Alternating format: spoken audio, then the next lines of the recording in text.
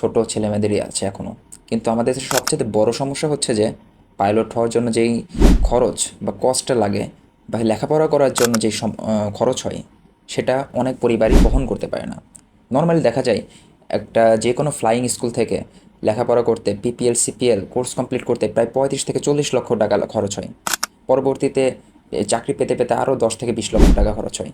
So মোটামুটি 50 থেকে 60 লক্ষ টাকার একটা বাজেট একটি পাইলট হতে হলে, এই স্বপ্ন পূরণ করতে হলে।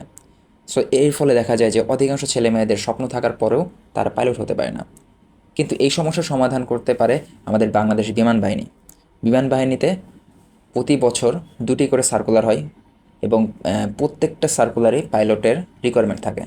সো আপনি যদি পাইলট হতে চান এবং সম্পূর্ণ সরকারি খরচে একদম বিনামূল্যে, কোনো টাকা পয়সা লাগবে না, সেই ওয়েটা আমাদের বাংলাদেশ বিমান বাহিনী দিচ্ছে।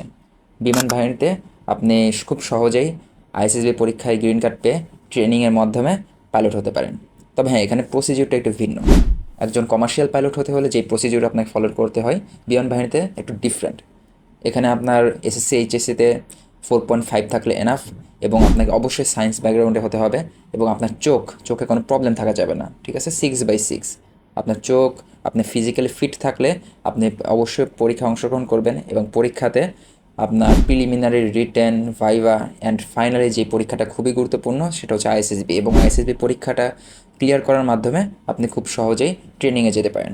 সেখানে 3 বছরের ট্রেনিং হবে। 3 বছরের ট্রেনিংয়ের পরে আপনি বাংলাদেশ বিমান বাহিনীতে as a flying officer join করবেন, এবং আপনি একজন পাইলট হিসেবে জয়েন করতে পারবেন। সো যাদের অনেক ইচ্ছা পাইলট হওয়ার, বা টাকা পয়সার সমস্যার কারণে হতে পারছে না, তা খুব সহজেই বাংলাদেশ বিমান বাহিনীতে অ্যাপ্লাই করে পাইলট হতে পারে। এবং আমি আমার আশেপাশে অনেক বন্ধু বান্ধবীদের দেখেছি তারা খুব সহজে পাইলট হয়েছে এই বাংলাদেশ বিমান বাহিনীর মাধ্যমে।